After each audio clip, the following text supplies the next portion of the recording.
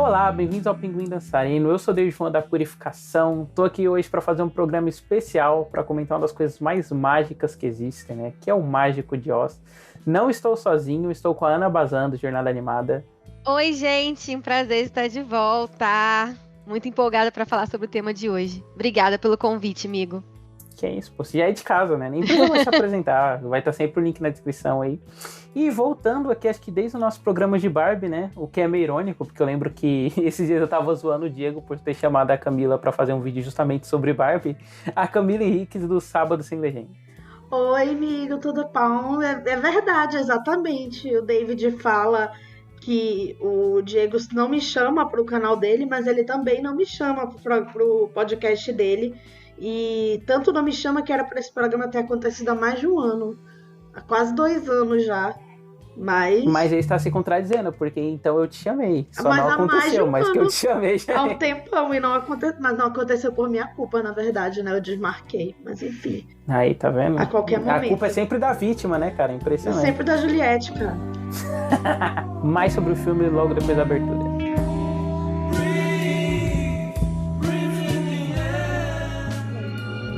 Let the joyous news be spread, the wicked old witch at last is dead.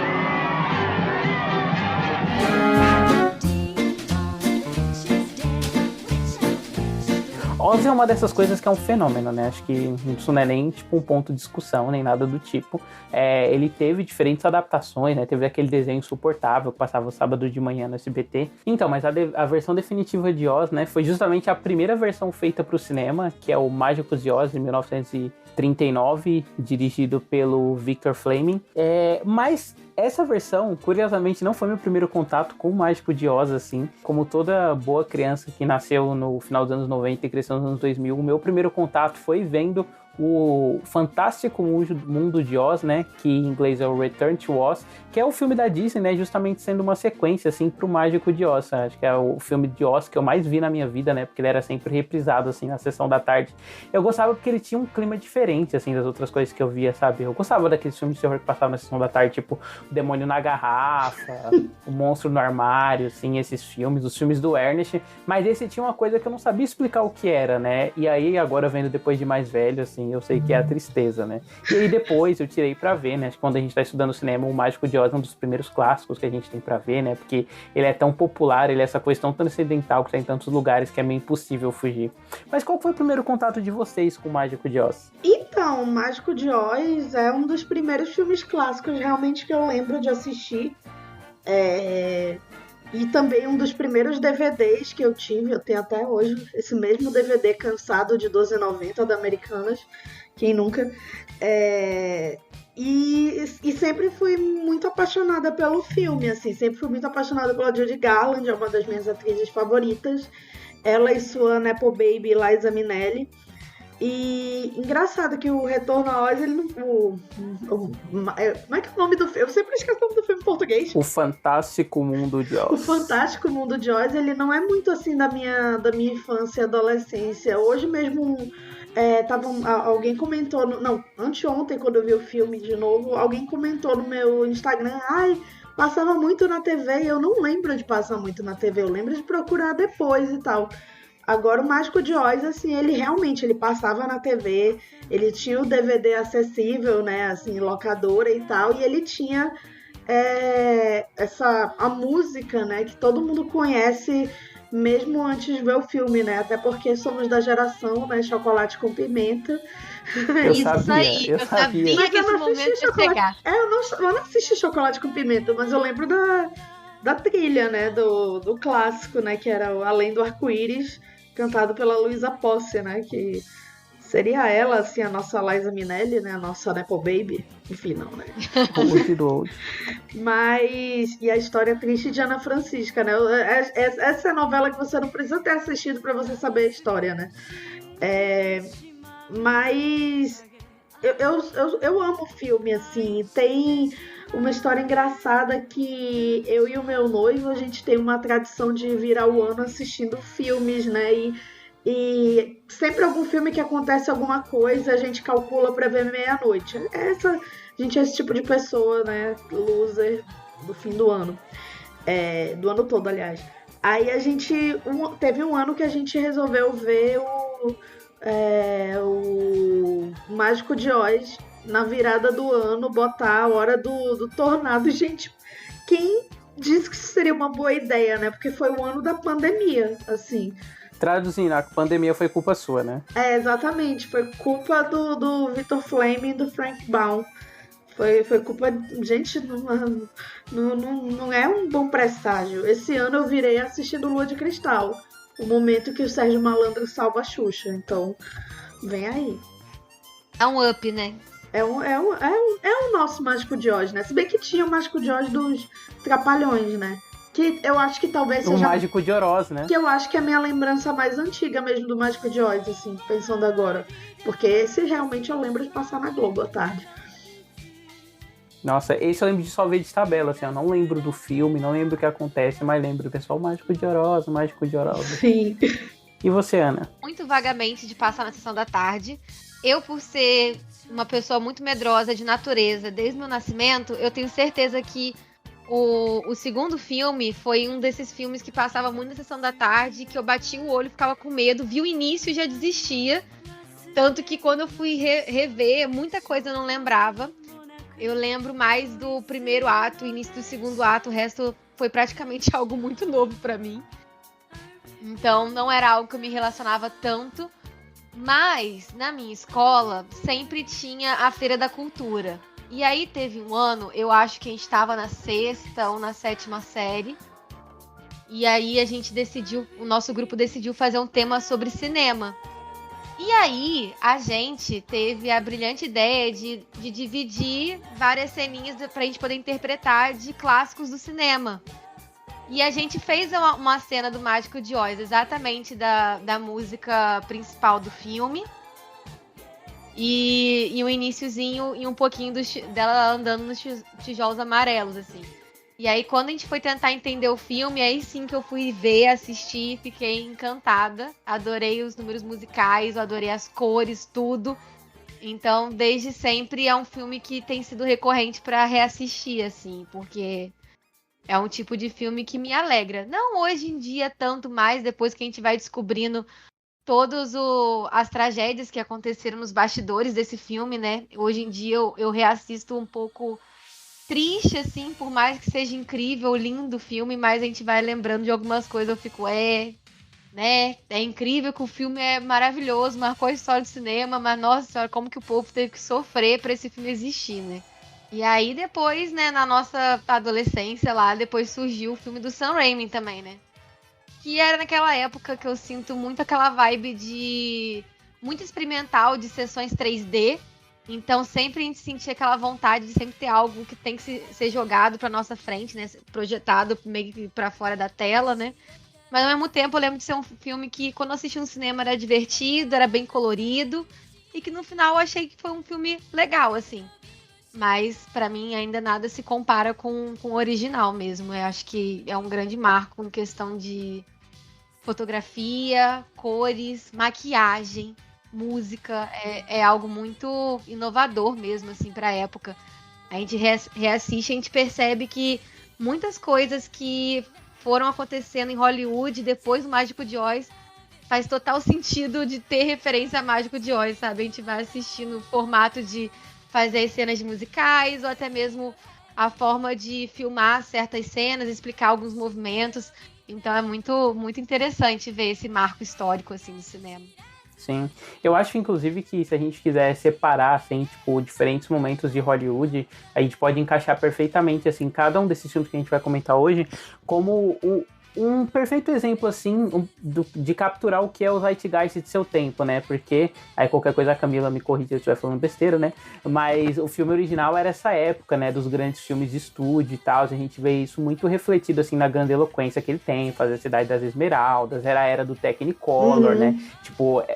então os sapatinhos eles tinham que ser de um vermelho vibrante, assim, não podia ser de prata, que nem era no original do livro, sabe? É muito isso de, tipo, potencializar o que você tinha na época, né? Que era essa coisa do estúdio, da maquiagem, de tudo que é falso, exagerado e tal, pra fazer o primeiro filme. O segundo é bem dessa época em que a fantasia ela olhava mais para um cenário naturalista, né? Então você pega, por exemplo, o Labirinto, o Companhia de Lobos, até o próprio Excalibur, do John Borman, né? E são filmes que, tipo assim, eles são filmes de fantasia, são filmes muito bonitos e tal, mas tem essa coisa de você filmar tomadas externas, usar muita natureza e tal. O segundo filme bebe muito disso. E o Oz é meio que já nessa era, né? Tipo, pós-Avatar e tal, que o cinema voltou pra dentro do estúdio, né? Usar muito tela verde, brincar com essa coisa do 3D que a Ana comentou, né? Pós-Avatar a gente teve uma enxurrada, assim, de filmes que experimentavam em 3D. E o digital foi esse grande campo de experimentação, né? O CGI e tal. E o Wicked vai ser nessa era, assim, dos filmes cada vez mais feios, né? Sim. O Wicked, pra mim, é a era que a gente chama hoje de live action da Disney. Que Exatamente. É uma tragédia acima da outra, porque tudo é uma grande fantasia, só que ao mesmo tempo eles não deixam ser uma fantasia. Então é bem frustrante. Nossa. Ao mesmo tempo que tem CG, o CG tem que parecer realista, aí não tem cor, aí é uma mistura do live action da Disney com os filmes do Zack Snyder. Eu fico, gente, o que tá acontecendo, pelo amor de Deus? E o pessoal tem que dividir em dois o filme pra capitalizar. Isso já existia na época do filme de Sam Raimi, né? O Harry Potter e tal. Mas assim... Harry Potter começou com tudo isso, a palhaçada. Assim, eu fico pensando, mas gente, acho que perdeu um pouco de espaço, né? Porque acho que as pesquisas mostraram que filmes com parte 1, assim, tipo, perdem um pouco de bilheteria. Aí eles preferem dar outro título, sabe? Em vez de colocar parte 1 e parte 2. O Crepúsculo. Agora a gente tá... O Duna vai ser lançado, né? Também é dividido em dois. Mas aí eu acho que o Duna, ele... É um livro só, né? Assim, o Wicked também é um livro, né? Que eu li também, achei bem... Enfim. Mas eu fico me perguntando. E o pessoal ainda vai lidar com o fandom de diva pop, que já está assim... Isso me assusta, viu? Já tá choramingando porque a Ariana não canta a nota do Defying Gravity. Ela é da Cynthia Erivo. Ai, meu Deus do céu, Eu cara. vi isso, meu gente. Deus do céu. Fiquei em choque quando eu vi os comentários. O pessoal... Nossa, tacando a lenha no trailer. Porque assim, gente, pelo amor de Deus, vocês nem sabem do que vocês estão falando. Enfim. Respira, fandom, respira. Calma, ela vai ter as músicas dela, mas é nem uma personagem tão assim. É a história da Elphaba, né? Não vamos datar o podcast falando de Wicked, né? Né? Pra falar de filme ruim, depois a gente faz um programa só pra ele. Mas assim, falou do Mágico de Oz, né? 1939 é um ano importante para o cinema, né? Porque o Mágico de Oz ele vem junto com O E o Vento Levou, que também é do Victor Fleming. São dois filmes que tiveram esses bastidores muito conturbados e que também representam essa era assim, de que os bastidores eles são vendidos também na imprensa, né, como parte da experiência, né, assim, a expectativa, né, no caso do E o Vento Levou, de quem ia ser Scarlett O'Hara, né, que foi quase uma coisa assim, como a escolha atualizando, né, a escolha da Lisbeth Salander, né, na versão americana do Millennium, né, então tinha essa coisa assim do tabloide acompanhar, e no caso do Mágico de Oz é interessante ver também, a Judy Garland já trabalhava em Hollywood, ela já fazia musicais, né, ela já era uma atriz assim, jovem em ascensão, mas ela sofreu muito nos bastidores por várias questões, né? Ela era considerada gorda, então assim, se você não pesasse 35 quilos, você vivia uma vida de inferno, né? Ainda existe isso, mas forçavam ela a tomar remédios, enfim, desde muito novinha, né? E ela não tinha uma base familiar muito forte, né? Assim, de uma base familiar até mais privilegiada, né? Ela trabalhava para sustentar a família. Também teve a questão assim da aparência física dela ser mudada também, assim, não só no peso, mas também o cabelo, o próprio Mágico de Oz, né? Se você for pesquisar na internet, você vai ver vários testes. E é comum você o pessoal fazer teste de cabelo, de roupa no ator, na atriz que vai interpretar o papel. Isso é completamente comum. Mas o dela, assim, você vê o quanto ela era adequada a esse padrão de Hollywood, né? o Louis B. Mayer, né, que era o chefão, né, da MGM, ele chamava ela de Minha Adorável Corcunda, assim, era o apelido que ele dava pra uma menina adolescente, né, assim. E tem as histórias dos Munchkins, né, dos atores que faziam os Munchkins, que ficavam botando a mão debaixo da saia dela, enfim. Ela passou por maus bocados, assim, morreu muito jovem, né, ela morreu um ano antes da filha dela ser indicada ao Oscar pela primeira vez, né? Ela não viu isso acontecer, não viu a filha ganhar o Oscar e tal, e ser consagrada também, e viveu uma vida muito triste, apesar de ter papéis icônicos e tal. Mas é interessante ver como cada filme realmente representa uma era do cinema, e 39 era esse momento assim que Hollywood se firmou completamente como uma indústria, né? Os sets gigantescos, né? Era um trabalho assim artesanal mesmo, de pintar a cidade de Esmeraldas, assim, era uma coisa assim infinita ali, que era pintada mesmo, e era completamente assim riquíssima, assim. Falando só o David vai brigar comigo, mas assim, eu vi alguém no Twitter falando, é meio difícil para Wicked, né, ser um filme relacionado ao filme mais bonito da história do cinema, né? O maior Technicolor da história do cinema, né? Assim, que é uma comparação meio injusta, né? Assim, mas é lindíssimo. E tem essa coisa do sapatinho vermelho, né? Que não era vermelho no livro e virou também uma peça do cinema, assim, muito icônica, né? Assim, tanto é que depois ele virou uma peça assim rara de se encontrar, né, pra achar em museu e tal. Se eu não me engano, a Debbie Reynolds tinha o sapatinho original, e aí hoje em dia, se eu não me engano, tá no Museu da Academia, mas foi bem difícil encontrar. Imagino que sejam vários, né, também, né? Uhum. Não, inclusive os sapatinhos, eles sintetizam bem, assim, o quão gigante foi esse filme do Mágico de Oz, né? Mesmo, não só, tipo, pensando por esses padrões de sucesso da época, né, mas parando pra pensar, tipo, em como ele ecoou, assim, até hoje, né, no cinema e tal, ao ponto que não só os sapatinhos vermelhos, né, essa iconografia, mas o filme todo, a estrutura dele, e essa coisa de você imaginar Oz enquanto um reflexo da vida pessoal da Dorothy, né, com os atores repetindo os papéis, assim, é uma coisa que a gente vira e mexe e vê repetida, não só, tipo, para fazer referência ao Mágico de Oz, mas você vê outros filmes, né, pegando esse tipo de recurso emprestado, tipo, o próprio Peter Pan do P.J. Hogan, ou sei lá, você pode associar isso a Jumanji, né? É engraçado como a Alice no País das Maravilhas chegou até adaptação, teve várias e tal, mas quando você fala de Alice no País das Maravilhas, sempre tem essa sombra do livro, né? Enquanto o Mágico de Oz, ele é meio que o contrário, né? O filme é essa grande sombra que paira sobre tudo. Tanto que a gente tá comentando aqui, né? Tipo, a gente vai comentar o Return to Oz e o Oz, o Mágico e Poderoso, que são ecos desse filme, né? Sim. Não são ecos do livro, nem nada do tipo, assim. E até o The Wiz do Michael Jackson, né? Bebe muito disso. O Mágico de Oz dos Muppets, então, nem se fala. Mágico de Oroz, cara.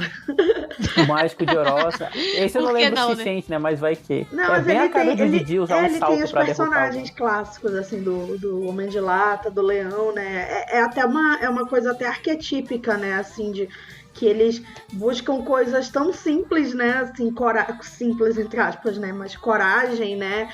Um coração, né? Então, e um cérebro, né?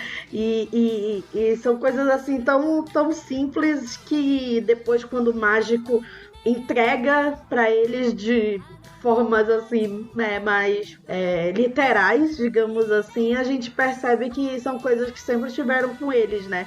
Mesmo não estando. E vira até um arquétipo para várias coisas do cinema e tal. E outra coisa que eu acho que o Mágico de Oz, ele influenciou muito, que, assim, vou citar um filme que só eu gostei, e só eu e mais 3 pessoas gostamos, que é o Maestro.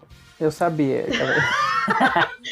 Que é também um filme que muda, né? Ele muda de razão de aspecto, ele muda de cor, né? Enfim, o Mágico de Oz, eu ainda acho que interessante que ele não começa preto e branco, ele começa em sépia, né? Que, assim, é um tom assim que nem todo filme sustenta, né?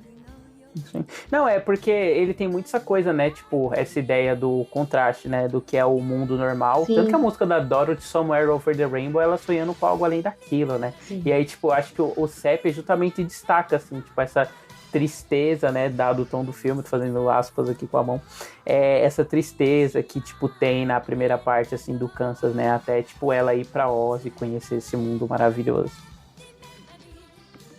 Pena que era tudo um sonho. Vale lembrar... Sim, ou será que não? É verdade, Vou perguntar né? pro Guilherme Doutor, ele vai falar que era literal. Verdade, vem aí. A qualquer momento ela pode voltar. E foi nessa época que começou a ter todas as teorias da conspiração. Foi assim que surgiu com Pokémon, foi assim que surgiu com Alice. Todo mundo, pessoas que batem a cabeça e estão em coma. Ou que tá todo mundo morto. Isso realmente, tipo, é um tropo repetido, porque na época os filmes de fantasia não estavam indo bem de bilheteria, né? Então, tipo, eles queriam, beleza, a gente vai fazer um filme de fantasia aqui, na exigência do estúdio e tal. A gente vai fazer um filme de fantasia, mas a fantasia, ela pode ou não ser fantasia, entendeu? Pode ser todo um sonho. Então, tipo, essa dualidade do filme era muito por essa incerteza, né? Esse medo do fantástico e tal. Que, pelo que eu li, isso é uma coisa original do filme, assim, não é uma coisa do livro, nem nada do tipo. E a gente comentou, né, sobre o Technicolor, essa questão visual do filme. E foi uma atenção, tipo, toda especial, assim, que eles deram pras cores do filme, né? Tipo, o diretor de arte levou quase uma semana para decidir o tom de amarelo que ia ser usado na estrada de tijolos amarelos, né? E a gente vê, tipo, que no final o filme recompensa muito isso. Eu queria comentar um pouco do filme, né? Tipo, antes da gente falar também do retorno e tal, comentar, tipo, até a estrutura de acontecimentos. Eu gosto muito do começo, assim, no Kansas. Acho que ele é perfeito para dar o tom do que a Dorothy, né? Tipo, os sentimentos dela em relação ao Kansas e, tipo, todo o relacionamento dela com o Totó, né? Que é o grande coadjuvante dela que acompanha ela ao longo do filme. Eu adoro a escolha de ser sépia, assim. Acho perfeita, tipo, tudo bem que isso é meio que chovendo molhado, né, falar que isso é uma das coisas mais bonitas que o cinema já fez, que é a transição do sépia pro colorido, mas realmente é uma das coisas mais bonitas que o cinema já fez, cara, não tenho o que falar, sabe, tipo, o jeito que é filmado, assim, meio over the shoulder, aí, tipo, saindo do preto e branco, com o contornozinho do corpo dela em preto e branco, pra aquela explosão de cores que é em rosa, assim, sabe, é um negócio que realmente muda a química do seu cérebro, assim, quando você vê. É de fato muito bonito, assim, revendo, eu consegui voltar a ter aquela nostalgia, assim, de como que eu gostei de conhecer a obra, sabe? São muitos detalhes, é muito legal como eles conseguem trabalhar bem o contraste na sépia, mesmo quando a gente pensando na época que o filme foi feito. Acho que hoje em dia a gente vê filmes que gostam de brincar com isso, de colocar em preto e branco aqui e depois mudar pra lá. E não fica, pra mim, pelo menos, um efeito tão bonito e tão marcante quanto foi nesse filme, sabe? O primeiro ato, eu acho ele também, assim como o David falou, acho ele muito bom. Ele é muito interessante pra gente, né, entender a personalidade da protagonista, se apaixonar pelo Totó, porque, né, gente, acho que faz parte de um bom clássico de Hollywood ter sidekicks que marcam demais. O Totó simplesmente faz tudo, ele é um dos grandes heróis do filme pra mim, adoro ele. E é legal ver essas mudanças, assim, dela do que ela sonha e até o momento dela de fato querer fugir de casa e ter toda já a magia já embutida dentro dessa primeira parte, ela ainda do mundo real, né? Com toda aquela situação do ciclone, já algo bem fantasioso. A forma que eles colocam o ciclone também em tela é bem interessante. É muito bem feito, sabe? É muito surreal, assim, de parar pra ver esse filme hoje em dia e ficar em choque em como que eles conseguiram produzir cenas tão boas, sabe? Desde os atores sendo excelentes pra atuarem de forma um pouco mais caricata pra simular essa situação do ciclone chegando. Então, eles tendo dificuldade pra andar, uns pulando, uns caindo pro outro lado, sabe? É muito interessante ver tudo isso. A transição da casa voando dentro do ciclone e as imagens passando pela janela. É uma forma tão bonita e é feito de uma forma prática, sabe? Eu achei muito interessante como eles conseguiram brincar com as projeções e conseguir mesclar junto ali com as películas para dar tudo certo, sabe? É muito, muito interessante. E tem uma coisa importante desse filme também, que é a bruxa, né? Que maravilhosa, assim, é a bruxa clássica, né, da vassoura. E eu fico até pensando que 2 anos antes teve o Branca de Neve, né, já que a gente tá falando da Disney. Que também é uma bruxa, a que se transforma, né, na metade final do filme, é também a bruxa clássica, né, assim, não é a bruxa, tem a bruxa glamourosa do início do filme, mas assim, a bruxa que a gente lembra, assim, que é a que dá medo mesmo, né, é aquela que fala, que tem a capa, ou que tem o chapéu e tal, e nossa, Eu vou pegar você e o seu cachorrinho também. Nossa, eu amo essa fala. I'll get you, my pretty. Nossa, ela é maravilhosa, assim. Eu adoro falar com meu irmão. I'm melting! Por causa do calor aqui de Manaus.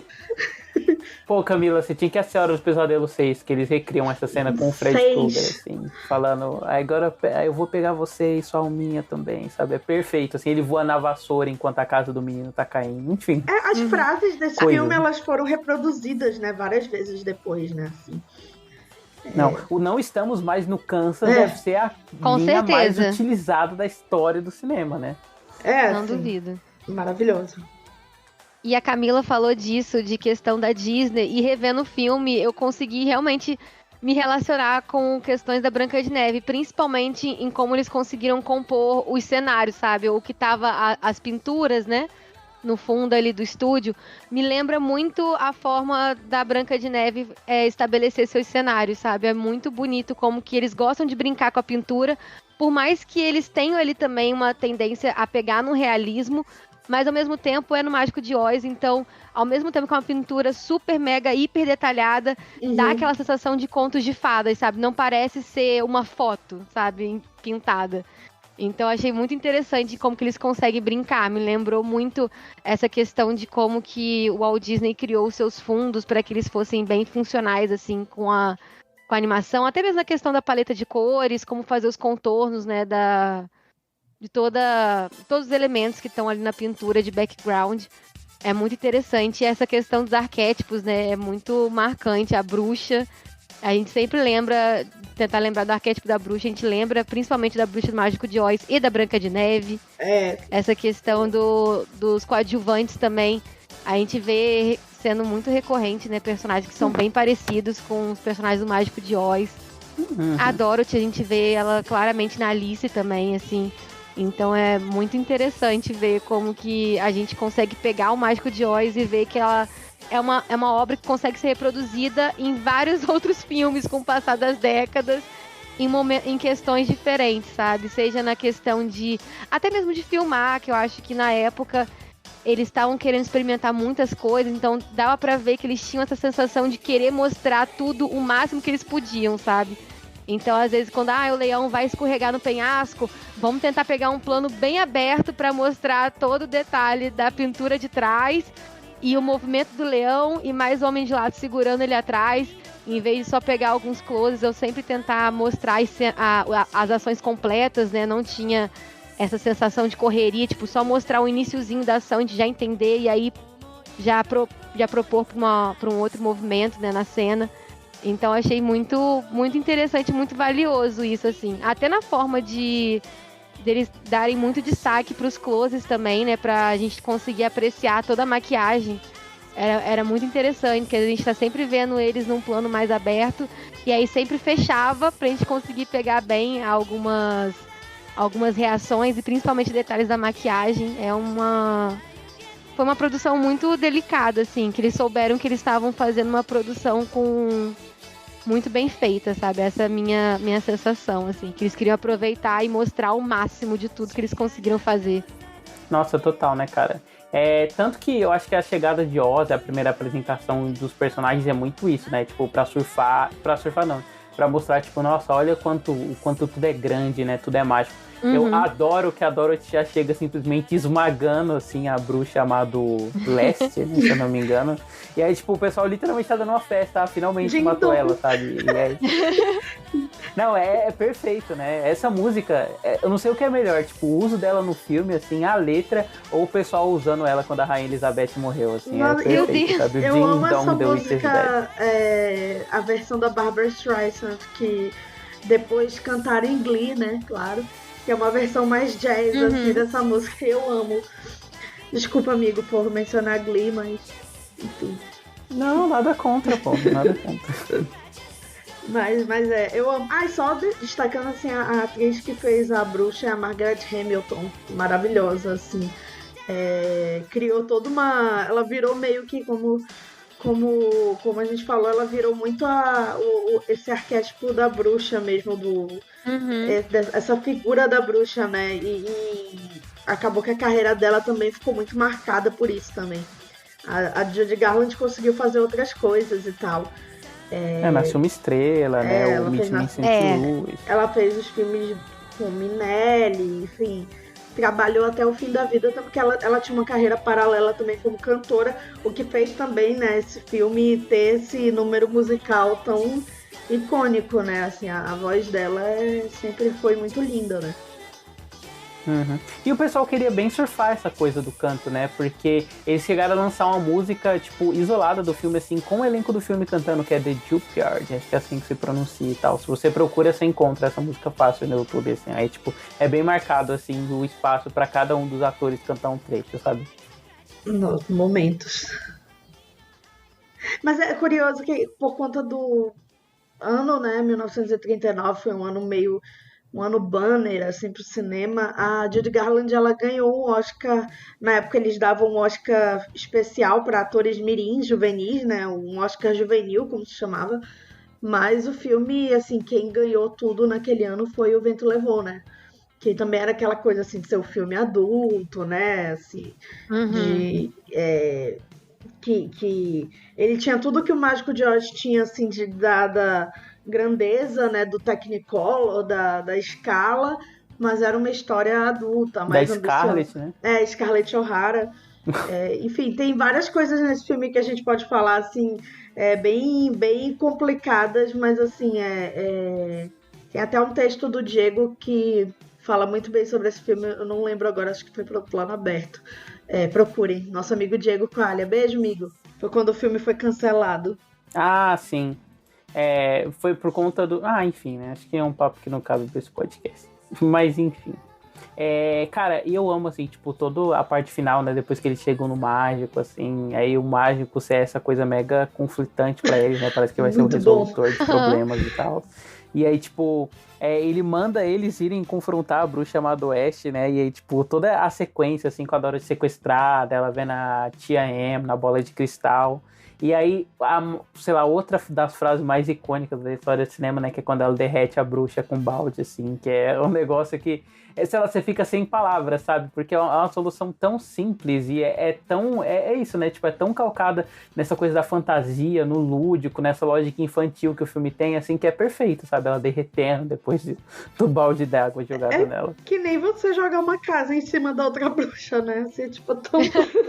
Imagina que esse povo já deve ter tentado matar ela assim, ao longo dos anos, né? O pessoal pode ter matado ela cuspindo, né? Tipo, ela vem voando, todo mundo cospe em cima dela, ela morre. Sim. E é muito legal essa quebra, né, da questão do mágico de Oz, assim, que a gente realmente vai ver no filme acreditando que ele vai ser a grande solução de tudo. E aí aquela clássica coisa de, principalmente naquela época que ainda era muito forte dessa questão das lições de moral no final dos filmes, principalmente para filmes voltados para um público mais jovem, né? Então é bem claro, assim, essa questão de ter toda uma narrativa e uma construção de contos de fadas, né? Da gente ter que ver os nossos protagonistas chegando até o final da jornada deles e aprendendo alguma coisa e evoluindo, né? É muito interessante essa jogada que o filme traz. Eu lembro quando eu era mais nova, eu ficava, nossa... É sério que colocaram ele como um grande charlatão? Poxa vida, mas aí quando a gente vê o final assim, é muito reconfortante, né? Que a gente acaba achando que ele é um grande vilão, né? Tipo assim, sério que ele vai fazer esse povo vir lá atrás da bruxa? O pessoal morrer lá à toa? E você vai ficar sentado aí, querido? Mas não, é muito, muito legal como tudo vai se desenrolando no final.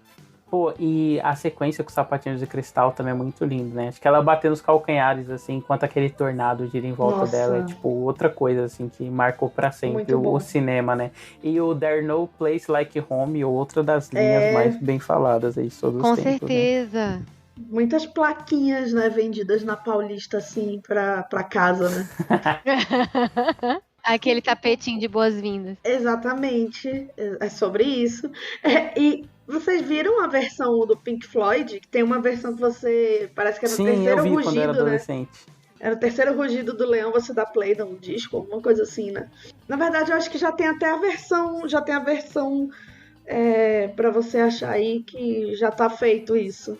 Sim, existe uma versão aí no site do Jack Sparrow que você encontra fácil, sabe? Ou em algum drive da vida, você pesquisar no Twitter, é capaz de você esbarrar nele. Inclusive, isso passa direto no cinema que tem aqui em São Paulo. Tipo, o pessoal vira e mexe e exibe essa versão do Mágico de Oz Pink Floyd. Se você for usuário do Letterboxd, se você for logar qualquer versão do Mágico de Oz, você vai ver que tem um usuário metido a engraçaralho, assim, que...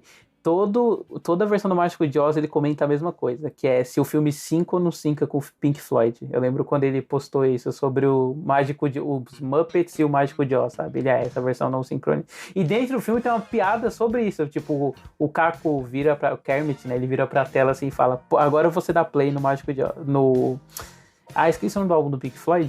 Dark Side of the Moon. É o momento pra você dar play. Isso.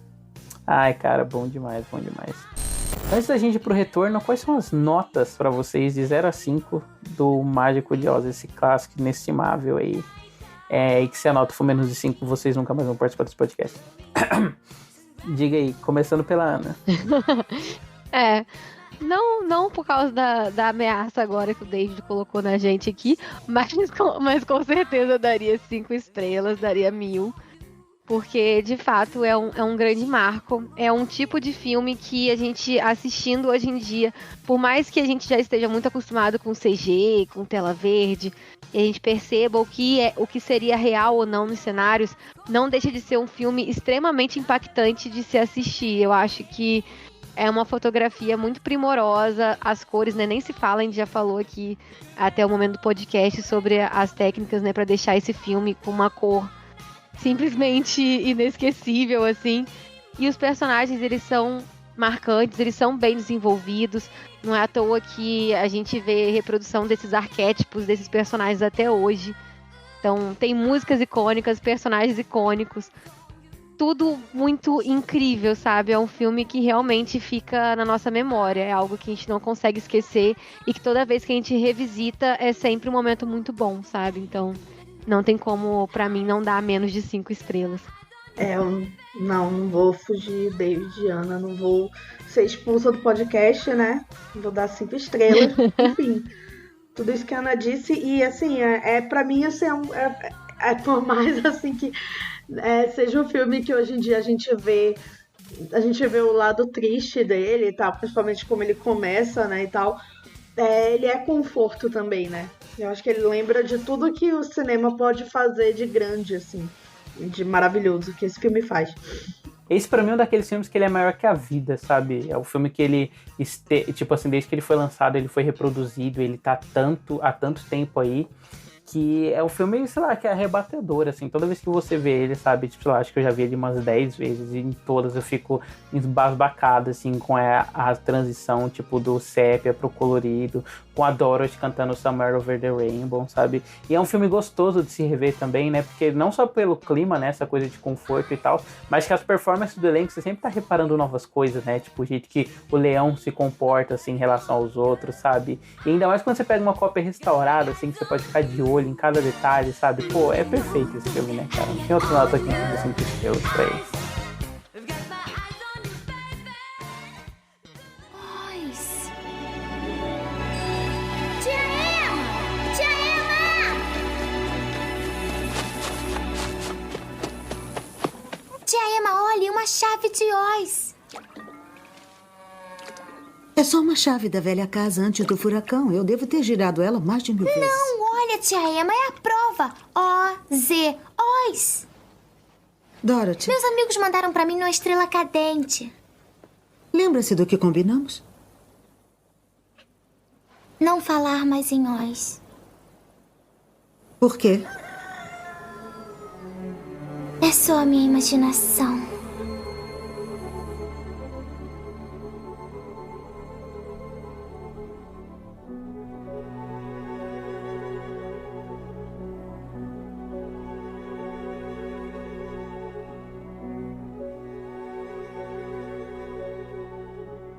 E em 1985, né, finalmente conseguiram tirar do papel um dos projetos que o Walt Disney tinha, né, que era justamente fazer essa adaptação de Oz, que era desde os anos 50.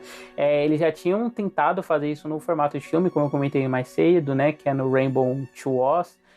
Rainbow Road to Oz, que foi um projeto que foi engavetado, né, tipo, até surgir esse segundo projeto nos anos 80.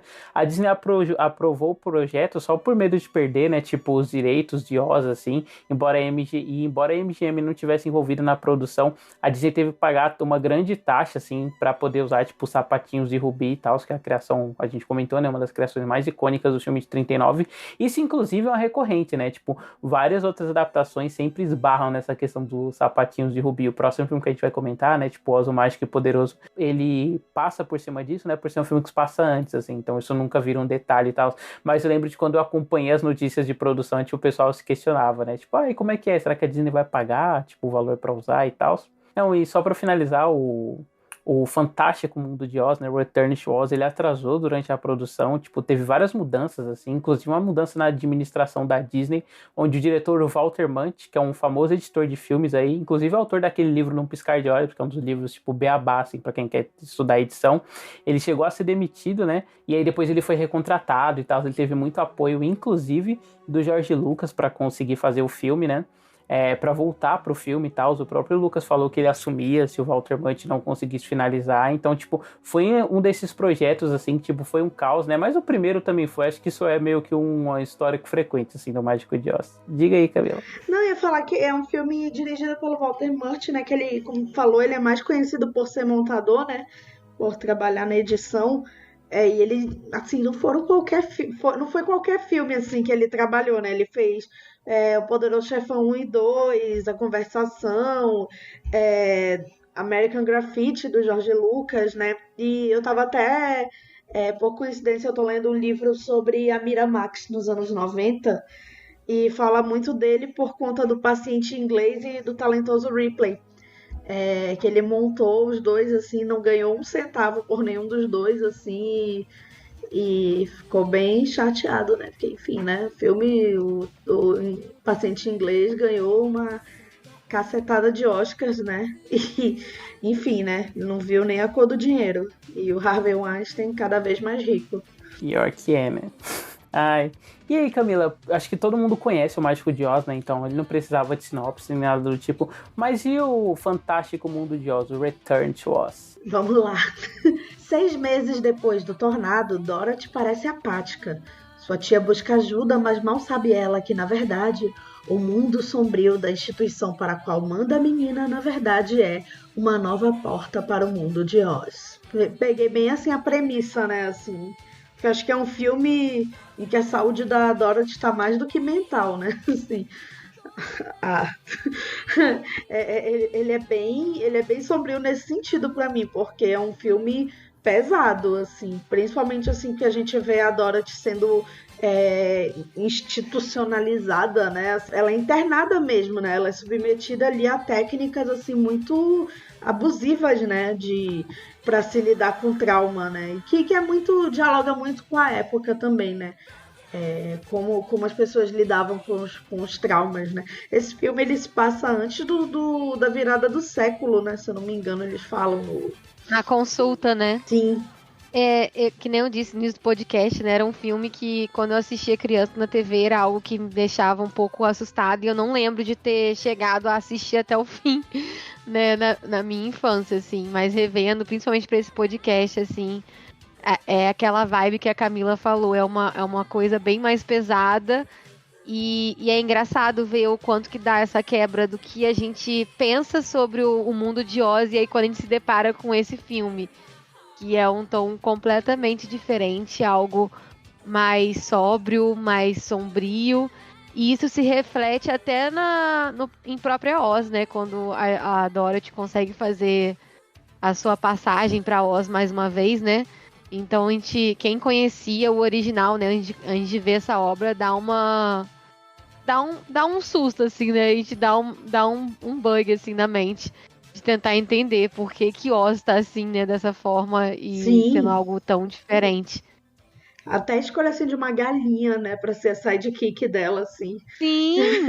É meio, nossa... Bom, mas eu tenho que dizer que Belina é muito maior e melhor que Totó, né? Não, Só a por fato Belina, ela ser uma assim, galinha, ela... não por- Ai, não fale assim do meu Totó. Já começa que ela habla, né? Ela habla mesmo. Exatamente. Ela habla. Amei, do nada. Do nada a galinha falando, uma voz meio rouca em inglês. É assim, meio a assim, Dorothy, gente. por que não, né? E a Dorothy super de boa. Ah, tá bom, Belina, entendi. Eu fiquei olhando assim e falei, moça, pelo amor de Deus, é a primeira vez que essa galinha tá falando com você. É, E o segundo, tipo, o papel que precisou de mais testes, inclusive, foi o da Belina, né? Foram 40 galinhas, assim, tipo, que eles Eu li usaram isso, durante a filmagem do filme. que momento, né? Assim, o diretor de casting lá, né? Pode entrar a próxima galinha.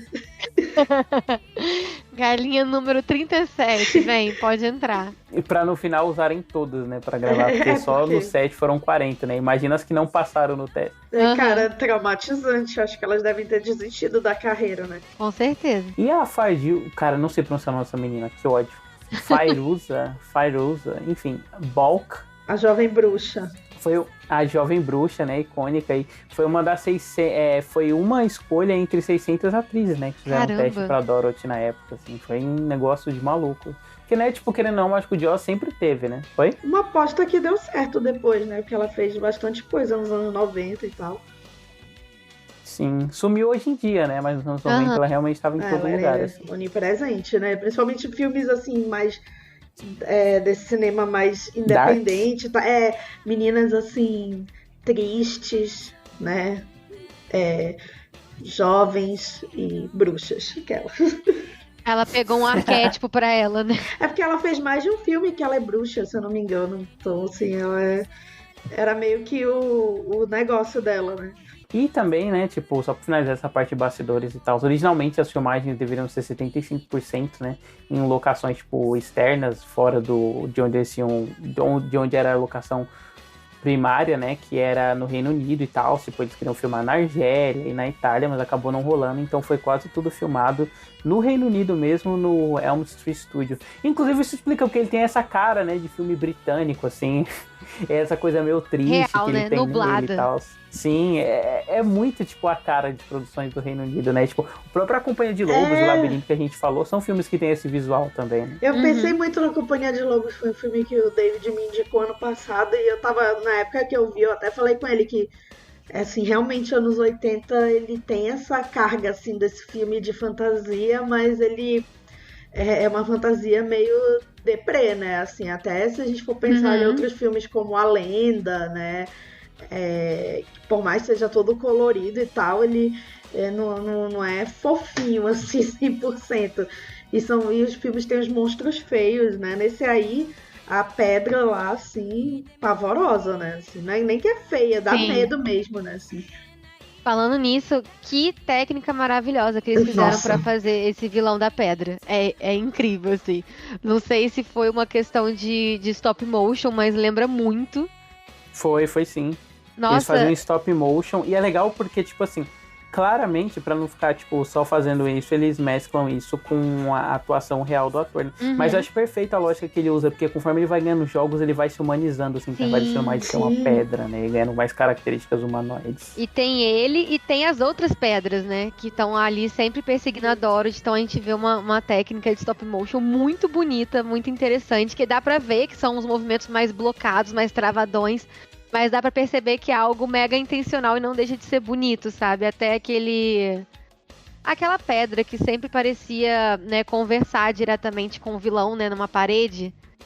Era muito interessante ver como que eles conseguiam criar várias expressões faciais diferentes numa parede. Eu fiquei, gente, que incrível, sabe? Muito, muito, muito bem pensado. Não, os sidekicks que a Dorothy vai encontrando ali na jornada, né, em busca lá do espantalho, né, assim, eu acho que já é um choque pra gente já começar a ver o leão e o Homem de Lata ali empedrados, né, assim.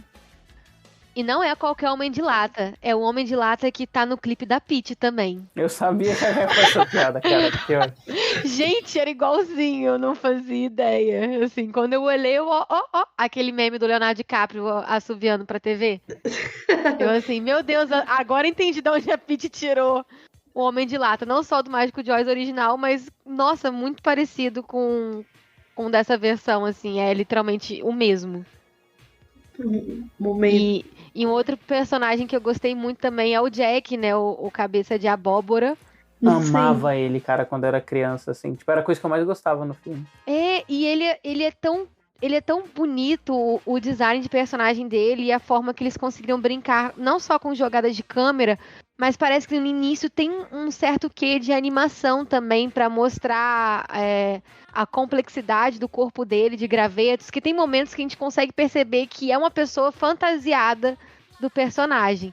Mas na cena de introdução dele, quando ele se levanta, depois a Dorothy amarrar, né, o pedaço da perna, dos braços dele ali, dá muito aquela sensação de ser uma marionete. Não sei se vocês tiveram também essa impressão, Sim, sim. assim, não Não, mas parece, com não é um certeza ator assim. ali. Achei muito Tipo, legal o quando tem essas movimento trocas. claramente é um negócio feito por corda, assim, é muito bonito.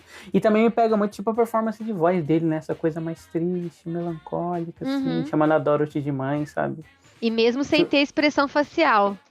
Jack, né, ele era um twitteiro, né? Assim, mother, né? Não, o tempo todo, né? Mother.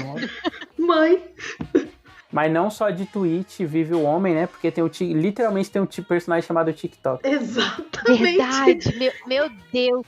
Gente, o universo de Mágico de Oz é muito à frente do seu tempo, independente da obra, impressionante. Inclusive, eu adoro, tipo, quando a gente é apresentado ao Kansas no começo do filme, e aí, tipo, tem esse contraste, né? Não só por não ser sépia, mas porque o Walter Matthau, ele usa muito grande plano geral, assim, né? E é sempre essa coisa, tipo, pra destacar, assim, a solidão daquela casinha isolada, naquele campo vazio o tempo todo, assim. Então, as composições desse filme são muito bonitas, né? Tipo, parece, sei lá, se eu quisesse fazer, tipo, um cosplay de filme do John Ford, só que mais triste, sabe? Tipo, pegar só essa coisa das fazendas e tal, da vida no campo, assim, acho muito bonito. A parte que a Dorothy é institucionalizada também, adoro, porque ela é mega pesada, né? Tipo, o pessoal querendo usar choque elétrico. Nossa, pra demais, tratar ela. tadinho. E assim como no primeiro, tipo, Oz é essa contraparte, né, do mundo que Dorothy sonha e tal, em conhecer. Aqui, tipo, a gente vê uma Oz quebrada, né, porque, tipo, muito dessa esperança que ela tem, né, desse lado mais lúdico, foi quebrado também. Então a gente vê, tipo, essa Oz que a estrada de tijolos amarelos foi destruída e tal. Ela é toda mais moribunda e tal, parece uma Oz decadente, assim, bem típica da virada do século, né, tipo, esse medo, assim, do futuro e dessa iminência. Achei muito bonito esse começo. Eu gosto também que no começo do filme eles vão dando dicas pra gente tentar relacionar com o original, né? Como que a casa tá sendo construída ali. Aí eles falam que questões temporais também pra gente conseguir se situar. Eu acho isso tudo muito legal, assim, de tentar revisitar o original e deixar a trama correr por si só, assim. Eu acho que só me impactou um pouco, assim, de estranheza quando ela chega em Oz e a gente vê que é um cenário muito amplo, né? Que o original, que nem a gente falou, tem toda a questão de ser grandioso por ser feito em estúdio, eles conseguindo, né, criar várias soluções belíssimas, né, pra gente conseguir acreditar naquele universo. E nesse filme a gente se depara com tudo muito real, tudo muito tátil, sabe? Isso me dá uma estranheza, assim. Até a própria casa dela, né? Quando ela fala, tipo, essa aqui é a casa que eu cheguei aqui quando eu matei a bruxa e tal. E a gente olha a casa parece, sei lá, um live action do João e Maria trágico, sabe? Assim, não tem aquela impressão tão lúdica, assim. Mas que nem o David falou, faz todo sentido por toda a narrativa e o tom que o próprio filme quer se propor a fazer, né? De trazer esse contraste da tristeza que a Dorothy tem na vida real e colocar isso no mundo da imaginação dela, em Oz, né? No caso. Nossa, sim. Cara, e até, tipo, a gente comentou mais cedo, né? Tipo, essa coisa do pessoal transformado em pedra, mas eu acho muito bonito, assim, o quanto eles fazem alusões, tipo, até a estátuas, né, clássicas, tipo, elas estarem sem a cabeça, assim, o que depois vira um plot device dentro do filme, né, tipo, vira todo um negócio e tal, mas acho muito bonito a cena da Dorothy olhando, assim, pro pessoal dançando congelado, sabe, é como se aquela hoste tivesse parado no tempo, assim. E depois a gente vê o TikTok, né, que é muito fofinho. É um robozinho muito simpático. Eu gostei muito do design dele, da dinâmica que ele tem. E é muito interessante como que esse filme vai jogando pra gente alguns toques, né, de Oz, assim. Como sempre o verde tem que estar presente em algumas questões, alguns elementos. E isso tá bem presente no TikTok, assim. Acho muito legal os detalhes que o filme tem. E eu gosto muito como o verde ele é a chave de tudo ali, né? Como ela transforma eles de volta e tal, assim. E como o TikTok reaparece, né, no fim, né? E eles estão atentos com isso desde o início do filme. Isso é muito, muito interessante, muito fofinho. Sim. É engraçado que essas coisas que eram literais do cenário e tal, elas voltam muito como signo aqui, né? Tipo, até o espantalho, assim, a relação que a Dorothy tem com ele, assim, ele, no fim das contas, vira o que é a própria Oz pra ela, sabe? Ela, tipo, em busca dele nesse mundo meio desolado, assim, ela buscando a magia de volta pra vida dela, é muito bonito. Eu curto muito também a parte da Mombi, assim, eu acho que tipo assim, se o filme tem essa coisa, né, mais pesada e tal, a Mombi, ela é a nova sub-vilã, assim, que sintetiza muito bem isso, porque as cenas dela, elas são, tipo, elas têm esse contexto mais pesado, né, tipo, ela vai lá e leva a Dorothy pra aquele armário que é cheio de cabeças, assim, o próprio palácio dela, né, todo feito de cristal o tempo todo, parecendo que vão engolir os personagens, pô, acho demais, cara. Aquelas cabeças, né, que incrível, né? Assim. E que assustador. Pavor.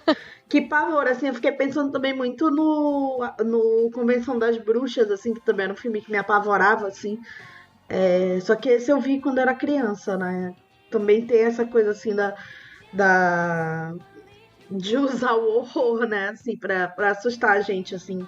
Mas a parte das cabeças eu achei sensacional, assim, como elas não parecem uma coisa tão artificial, assim, é artificial, mas não é como a gente veria hoje, né, assim, completamente CGI, assim, deprimente, né, assim, tipo, sei lá, fiquei pensando, assim, nessas coisas, tipo, o linguado desse Pequena Sereia aí. Porra. Realmente. É muito interessante rever esses filmes que a gente tá falando nesse podcast, por ver a potência de conseguir trazer um pouco dos efeitos que a gente tem hoje, mas ao mesmo tempo não se esquecer dos efeitos práticos, sabe? É muito interessante. Esse do Retorno de Oz, né? Ele tem essa questão de já estar usando alguns efeitos, mas ao mesmo tempo ele não deixa de querer trazer o real, sabe, pra cena, pra tentar deixar aquilo mais assustador, ou que a gente consiga acreditar melhor, que nem é o caso das cabeças. A gente vê que são de fato ali as atrizes, e que no caso eles só fizeram, né, um recorte pra poder depois encaixá-las ali na cena. E nossa, é muito impactante, é muito assustador, assim como também é assustador ver a bruxa sem a cabeça, assim, Nossa, é surreal, tirando ali, vou escolher minha cabeça de hoje. Sim! Look do dia. É surreal e dá todo esse paralelo de novo ver uma criança tendo que se ver crescendo, né, e ela parece que ela ainda tem esse embate, assim, não tô preparado pra crescer, não queria. E a gente vê essa bruxa já falando com ela, literalmente, tipo, você talvez vai ser uma bela moça daqui pra frente, vou deixar você trancada aqui, porque aí depois você vai ter uma utilidade, assim, pra mim, meio que já querendo forçar uma criança a crescer. Algo que a gente vê muito em Peter Pan, por exemplo, assim, algo que me pegou muito, assim, nesses momentos de mais uma vez ser um momento que estão tentando forçar ela a amadurecer de alguma forma, assim. E isso assusta muito ela. E nossa, enfim, achei incrível, assim, é muito legal todas as soluções que esse filme se propõe, assim, é bem legal. A questão do pó que traz a vida, e depois toda a charada do vilão de pedra, eu acho muito criativo e que tem tudo a ver com um conto de fadas, assim, sabe? De uma forma que que pode se passar para gerações, para as crianças, sabe? De uma forma bem atrativa e interessante. Cara, e o vilão de Pedra, assim, me lembrou muito a história Sem Fim 2. Não sei se foi só pra mim. Porque lá tem, né, o Grande Comedor de Pedra. E História Sem Fim, tipo, também são esses filmes, assim, que lidam com amadurecimento e tal. E aí sempre o vilão, ele é meio que um retrato disso, né? E aí aqui no caso, tipo, o vilão ele tem todo esse paralelo, né, com o cara que tava tratando ela na clínica, assim, acho um detalhe muito bonito. E eu acho muito bonito, assim, tipo, a própria composição que a atriz faz, né, fazendo a Dorothy e tal, ela tem uma melancolia muito presente, assim, tipo, no olhar, essas coisas, né. Tanto que uma das cenas mais icônicas desse filme é, tipo, aquele close-up, assim, de quando ela acorda depois, assim, na água, com o olho abrindo, né, tipo, é muito bem uma triste, tristeza, né? assim. É muito interessante ver esse conflito dela, né? De tá pensando, né? Se questionando, né? Que no primeiro era aquela coisa dela querer explorar o mundo, ver coisas além do Kansas, além da casa dela. E aí ela retorna, né? Sabendo que pra ela, o melhor lugar pra ela é a casa dela, com as pessoas que ela ama. E aí agora a gente vê ela nesse impacto de como o Oz foi importante para ela e ela tentando se adaptar à nova mudança que seria voltar à realidade dela, né? Então é muito interessante ver essa dualidade da personagem, como que ela vai conseguir se encontrar, né, de volta, assim. Me dá uma vibe muito As Crônicas de Nárnia, assim, sabe? Tipo assim, meu Deus, é um lugar tão fantástico. Como que crianças que amariam viver ali conseguiriam de fato dar adeus para aquele lugar, sabe? Como é que elas vão aceitar esse fato? Que é até surpresa que a Camila não citou que a Tia M nessa versão é a Piper Laurie. Cara, é verdade, né? Eu percebi depois, assim, nos créditos. Assim, eu não... Na hora, não... Eu fiquei, será que eu conhecia, talvez? Mas, assim, não. Não foi tipo quando eu vejo Jardim Secreto e vejo, nossa, é a Maggie Smith. Mas eu percebi depois, assim, nos mas créditos. esse é muito fácil, ela sempre tem a mesma cara de velha. E é sempre, tipo, a senhora rica julgando todo mundo, né? No canto da sala. Mas Cara, é muito perfeito. muito bom, assim. Melhorou, assim, o filme na minha... É porque eu mandei mensagem pro David falando, nossa, que filme chato, mas eu não sei se foi porque eu tava com o Oz de 39 na minha cabeça por ter assistido É literalmente por isso. Cara, é porque eu tava no dia anterior, eu assisti esse filme, o de 39. Então, assim, eu imagino que também para as pessoas que assistiram esse filme na época também tenha sido esse choque. Apesar de eu já ter assistido o filme antes, assim, eu fiquei, meu Deus, nossa, não, eu quero gente cantando, dançando, sabe? Mas aí eu acho também um problema das minhas expectativas, enfim. Mas eu reconheço os méritos do filme, tá? Eu juro. Veria de novo numa tarde de domingo com Covid, como foi o caso, assim. Não, talvez veria o Mágico de Oz, 39. Mas sobre. Mas e num dia chuvoso, assim, daquele você ficar pensando na vida, sabe? Eu faria uma maratona desse e a Companhia dos Lobos, assim, né? Pra me matar logo, Aí, né? tá vendo? Não, acho que eu fiquei pensando depois, assim... Porque eu gostei muito da Companhia dos Lobos, né? Eu fiquei pensando muito nesse filme depois. Lembrando, assim, que como virou... Como também realmente é o zeitgeist, né? Do que estava sendo feito. Apesar de que nem todos os filmes foram muito bem sucedidos, né? Mas que era muito o pensamento, né? De como levar a fantasia agora que, tipo, a Disney tá com esses projetos falidos, né? Tipo, Caldeirão Mágico, assim. E aí, tipo, o cinema olhando pra essa coisa, né? E pensa na fantasia dentro dessa coisa dark fantasy mesmo.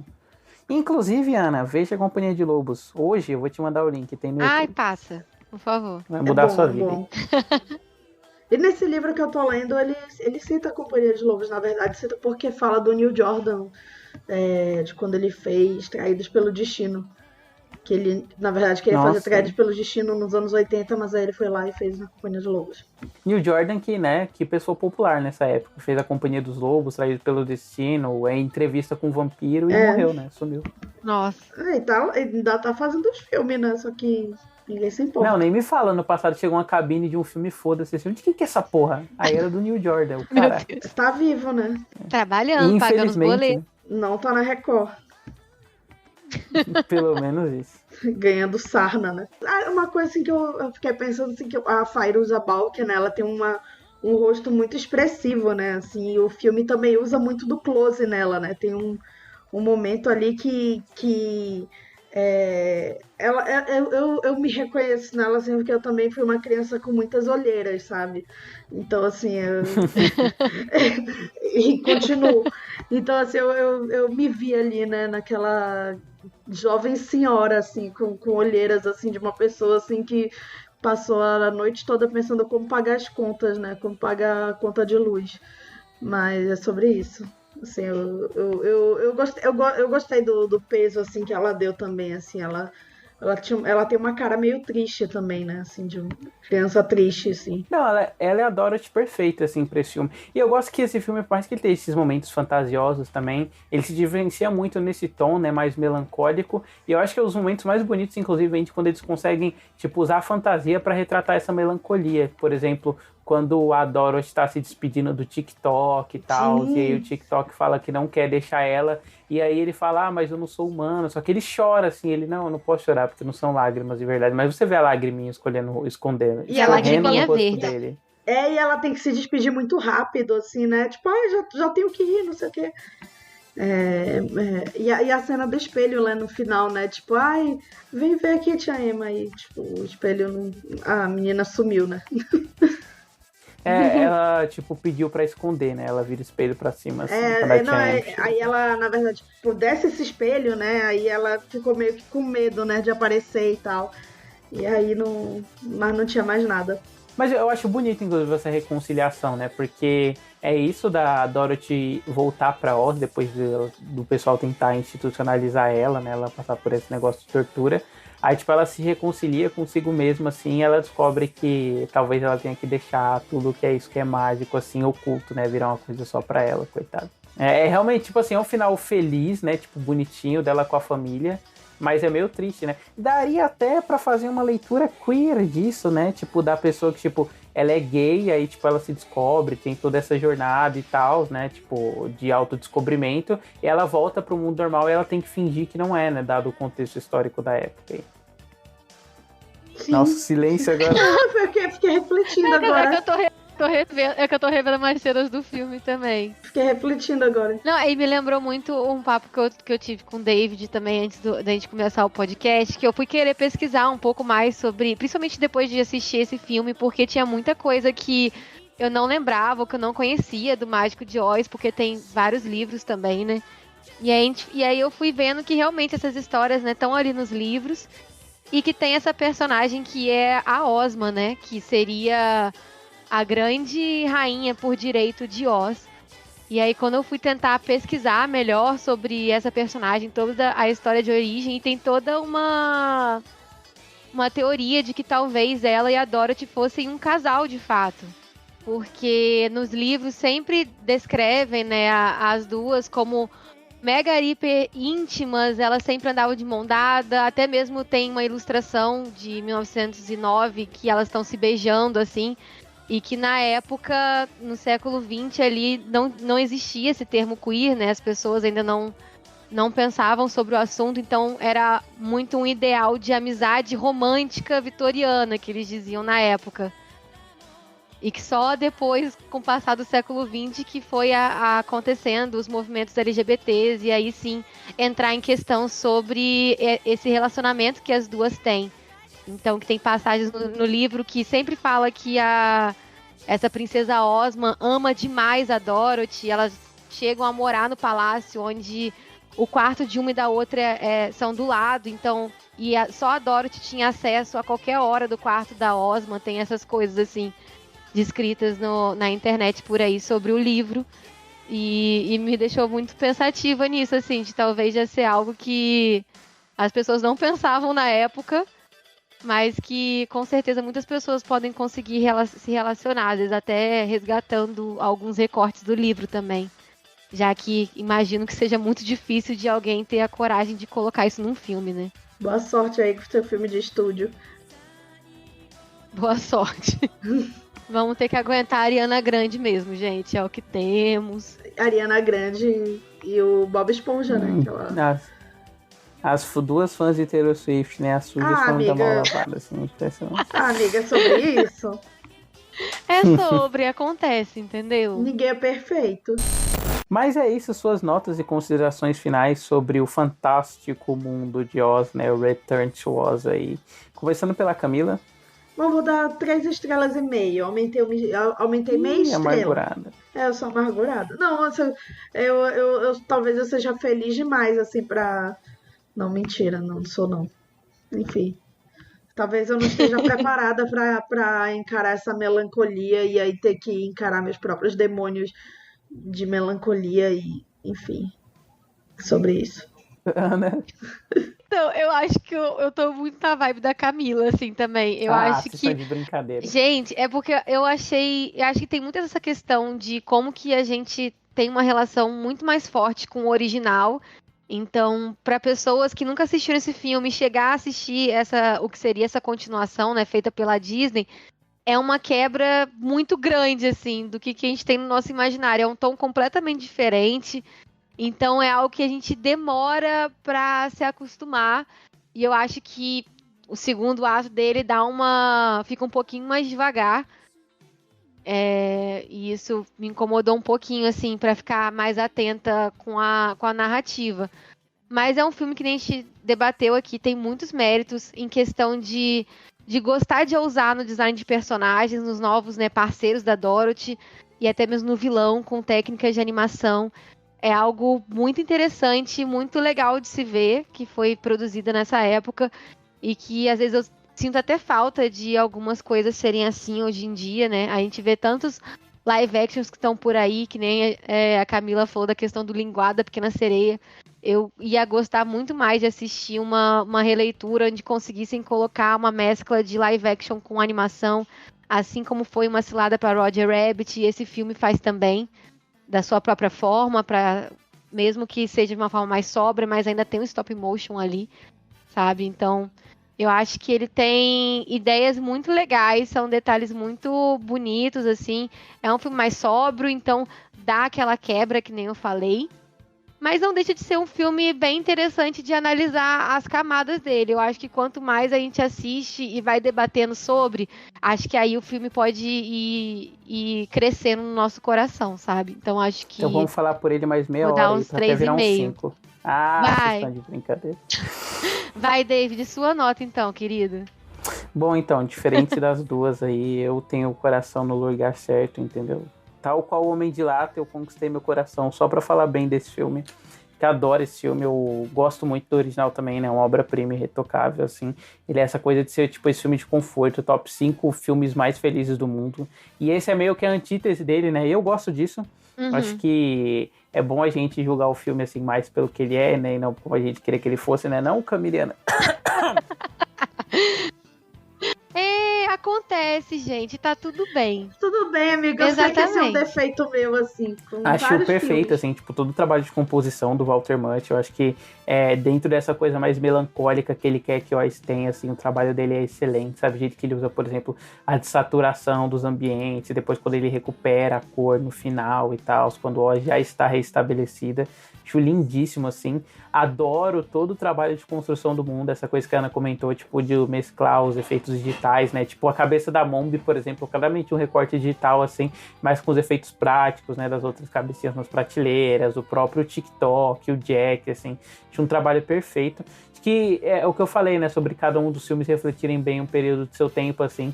Que ele faz muito bem de captar esse zeitgeist do Dark Fantasy dos anos 80 e tal, e de ser essa narrativa do Coming of Age que se dá o direito de ser um pouco mais sombria, assim, mostrando que nem tudo em amadurecer é belo e tal, mas existe uma certa beleza na melancolia que é você amadurecer. Sou divertidamente no discurso aqui, gostei. Dito isso, minha nota é 3. Nossa. Não, minha nota conversando só cresceu, virou um 4,5, assim. Era um 4, né? A Camila viu aí, mas virou um 4. Então não é 5. Não, então, mas é que 5 é outra história, né? Mas enfim, a gente chega lá. 5, mais um podcast sobre, aí vira top até filme favorito da vida. Mas enfim.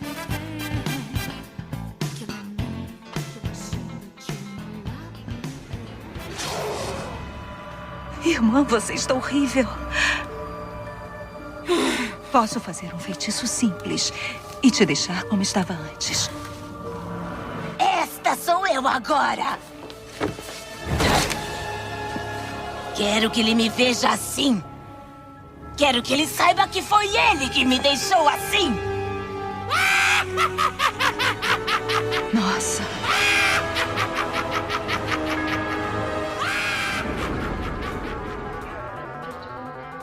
Mas o último filme que a gente vai comentar hoje, né, é Oz, o Mágico e Poderoso, que é dirigido pelo Sanheim, né, que é um filme que passou, sei lá, acho que despercebido pelo radar de todo mundo que tá aqui nesse programa, né, eu acho que da internet, de toda essa geração como um todo, porque ele foi um sucesso moderado na época, né, ainda que um grande sucesso, e foi esse projeto de encomenda, né, porque o The Wicked, o Wicked fez muito sucesso, né, e The Wicked é outro, né, cara.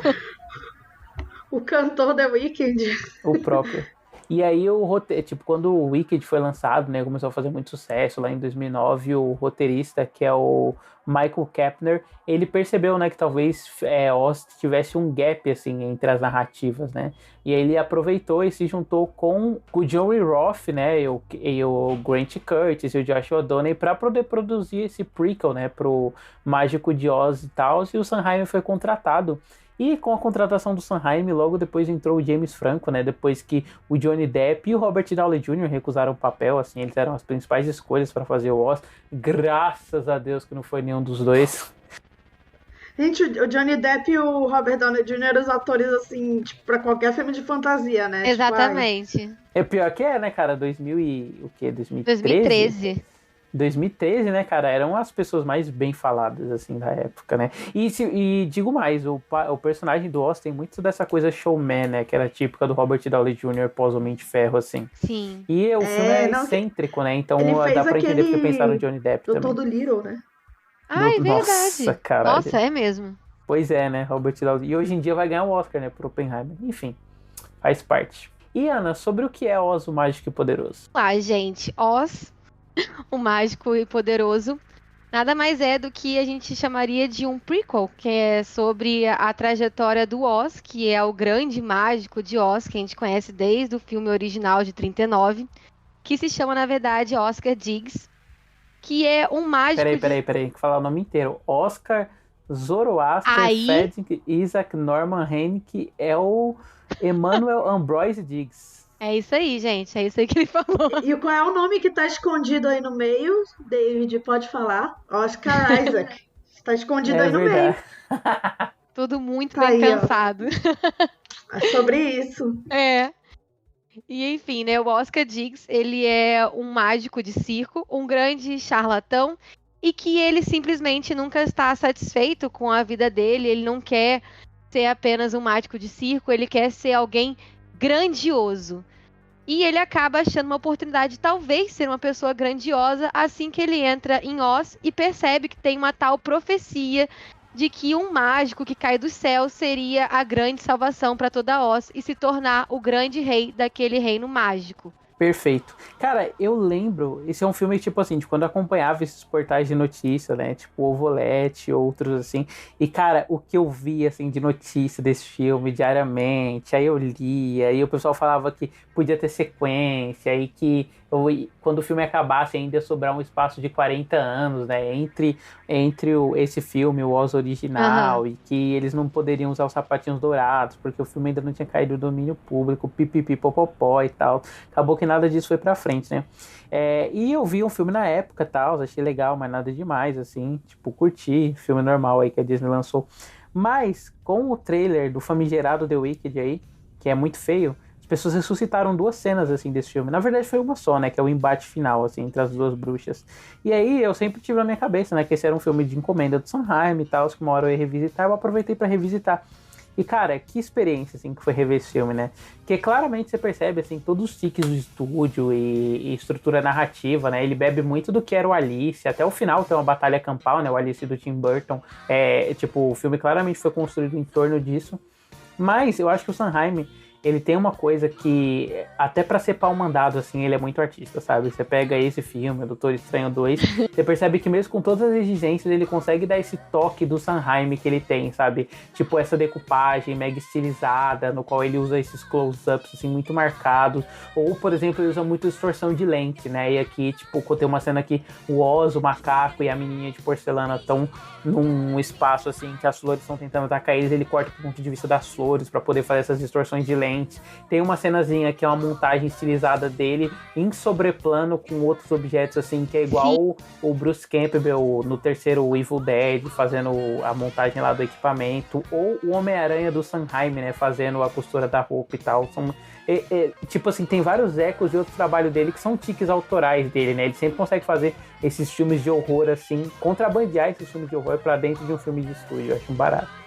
E uma coisa que eu achei muito marcante desse filme, que não caiu no Vale da Estranheza de início, assim como o segundo filme, né, acabou acontecendo assim comigo, foi essa questão de ele gostar de usar mais questões visuais do original de 39. Então a gente vê já de cara a cena, né, introdutória, né, de preto e branco, né, o primeiro ato do filme, e depois a gente vê todo o exagero nas cores, na saturação.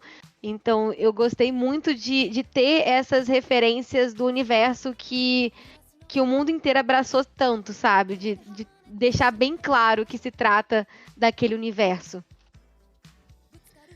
Cara, e como, assim, a minha experiência com esse filme quando ele foi lançado foi achar ele horrível.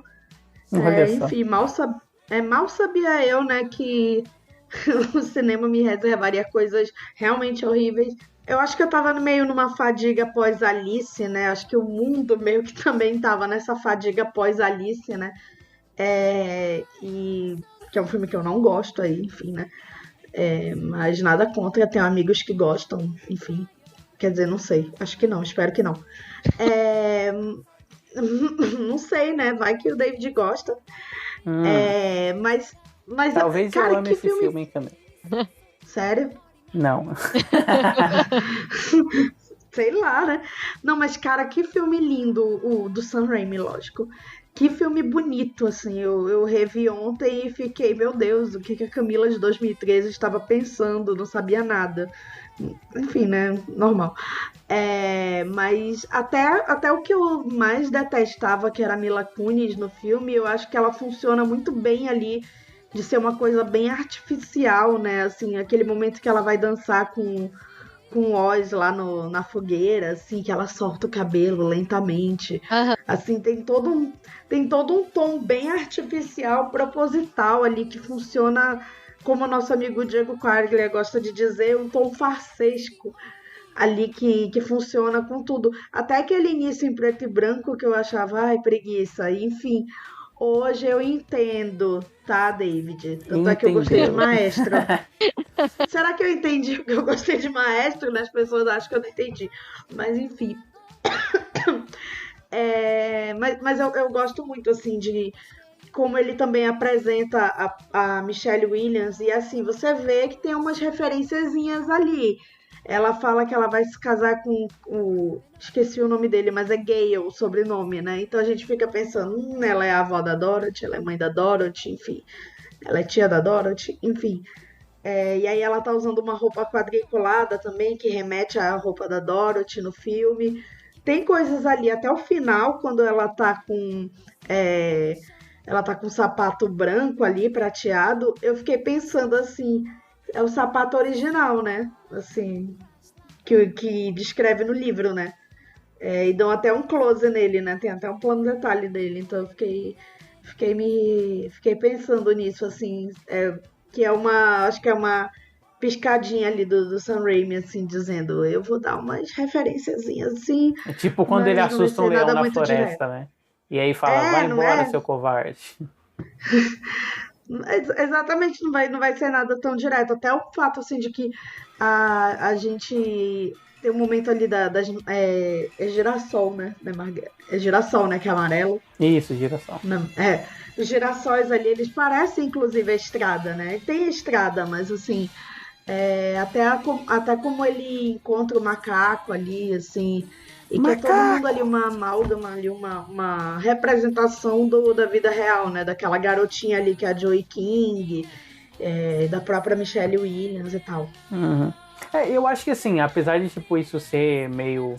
não ser tipo um big deal dentro do filme, né, e tal, eu acho que ele usa bem essa questão do sonho, assim, e de ser, tipo, assim como a Dorothy sonhava com o mundo melhor, o Oz sonha, né, com o mundo em que ele é o mágico e tal, e aí ele finalmente se encontra nesse mundo, então é justo que, tipo, as representações de Oz acompanhem as pessoas da vida dele, sabe, tipo, a Glinda ser a Michelle Williams, o macaco ser tipo o cara que trabalha com ele, sabe? Ele não conseguiu ajudar a personagem da Joey King e aí ele vai lá e cola as pernas dessa bonequinha, Sim. sabe? É muito isso, assim. Putz. Pô, mas é meio, né? Tipo, eu não posso te dar nada, eu vou te dar isso aqui, ó, a minha amizade. Porra. Cara, é muito bom. Não, é bom, é bonitinho o final. Sim. Não, acho que o filme todo ele é essa coisa, né? Tipo, ele é um filme bonitinho, assim. Ele claramente é um filme de estúdio, mas ele é um filme de estúdio muito bem feito, né? Ele tem um desenho de luz muito bem pensado. Tipo, quando tem um conflito lá das duas bruxas no final, tem todo, tipo, uma sombra projetada em cima da Glinda e tal, feita pela Rachel Weisz, né? O próprio jeito que ele usa a silhueta, né? Tipo, a primeira vez que o Oz entra no palácio lá e a gente vê só a sombra da Rachel Weisz, assim, com o pássaro na cabeça dela, essa coisa sinistra. Cara, e tem umas composições do Sanheim, assim, nossa, que de verdade é pra você, tipo, bater palma, assim, sabe? A da maçã. Nossa, a da maçã é muito perfeita, boa, né, boa. cara? E depois que a toda gente essa só vê a sequência, maçã né? primeiro, né? Assim. Sim, tipo, tudo em fade out, né? Com um buraquinho só, assim, pra luz da maçã e aí, tipo, abrindo, assim, ganhando cor. E, tipo, a própria transformação da Theodora, né? Da Mila Kunis. Cara, eu adoro, assim, tipo, pequenos detalhes. Por exemplo, ela chorar. Ela é muito inocente, né? Ela tem muita coisa da pureza. E aí, quando ela chora, ela dói, né? Porque é isso, o ponto fraco da bruxa é a água. E, tipo, as lágrimas dela são essas coisas que, tipo, marcam o rosto dela, sabe? Chorar pra ela é uma experiência dolorosa. Então dá pra entender quando ela morde a maçã. E a sombra, né, quando ela vira, né, a bruxa, a sombra, né, a gente só vê a sombra, a gente não vê a Mila Kunis de bruxa, né, a gente vê a primeira sombra dela, né. Uhum. A mãozinha arranhando na mesa, assim, maravilhoso. Eu lembro de a ter mãozinha visto... saindo como se fosse debaixo da terra, né, tipo, pá, assim. Eu lembro de ter tido essa experiência no cinema, assim, e foi um jumpscare, assim, que foi muito satisfatório, assim, porque... Eu, naquela época, eu não lembrava muitas coisas do Mágico de Oz, assim, eu sabia que tinha a Bruxa Verde, mas eu não tinha ainda sacado que ela seria a Bruxa Verde, né? E aí, quando teve aquele momento, eu fiquei, meu Deus, eles vão brincar com mais personagens que já tinha, né, no original, que eu não tava ainda sacando qual que ia ser a relação daquelas personagens novas ali. Na época, assim. Então é muito legal como eles vão brincando com tudo, assim. Até da transição dele chegar em Oz, tem toda uma brincadeira um pouquinho de slow motion e ao mesmo tempo ele vê coisas do cotidiano dele, né, sendo destruídas dentro do ciclone até ele chegar em Oz, que é algo que acontece com a Dorothy também. Então é muito legal ver todos esses pequenos detalhes. E a Camila até falou da questão de algumas coisas serem artificiais, até na própria atuação da Mila, né? E eu achei legal que, revendo esse filme, dá pra perceber que ele usa essa questão do artificial a favor dele. Ele brinca com isso o tempo inteiro, né? A gente dá de cara com aquelas flores gigantescas. E pra mim, acho que nem na época se passariam com flores com texturas realistas, assim. É sempre muito exagerado, muito colorido. E isso é legal de tentar conciliar o CG, não para ter aquela sensação que a gente tem nos filmes de hoje, de querer passar uma realidade mesmo no mundo de fantasia, sabe? Era aquela época que a gente tinha um... Qual que era o nome? Não era Jumanji, era Viagem ao Centro da Terra, que era tudo jogando na sua tela o tempo inteiro. E a gente vê que esse filme tenta fazer isso, mesmo a gente não tendo, né, o óculos 3D. A gente consegue ver claramente quando uma bruxa se aproxima muito da árvore para tentar buscar a varinha e de alguns elementos para atacar a personagem que do nada vão para frente da tela. Então a gente cada dia mais uma cinéfila vulgar, né, cara? Impressionante. Daqui a pouco tá falando Speed Racer, obra-prima subestimada. E não vai estar mentindo, né? Isso que eu quero. Sim, com certeza. Verdade. Eu já tava assustada aqui, não é, não? É muito legal essa intencionalidade, sabe? Algo que tem no original também é aquela questão de do nada abrir demais a câmera pra mostrar todo o cenário. E esse filme também faz, sabe? Quando eles se conhecem, estão tendo que fugir e tal. Então é muito legal que eles conseguem fazer essas referências da forma de produzir o filme e ao mesmo tempo trazer uma roupagem nova, sabe? Agora, aí, obviamente, em 2013 ia ter muito mais CG do que o filme de 39, né? É algo muito mais prático de se fazer. Porque não existia, né? Literalmente. Exatamente, não existia. E mesmo assim não foge da... Como é que se diz? Acho que do propósito, sabe? Do propósito daquela cena ser daquele jeito, de tentar mostrar a grandiosidade de Oz de alguma forma, nem que seja numa fuga muito rápida. Então eu gosto de como eles conseguiram usar o CG a favor dele, sabe? E Sim, como total. assim, esses planos abertos, eles são bonitos, assim, a gente...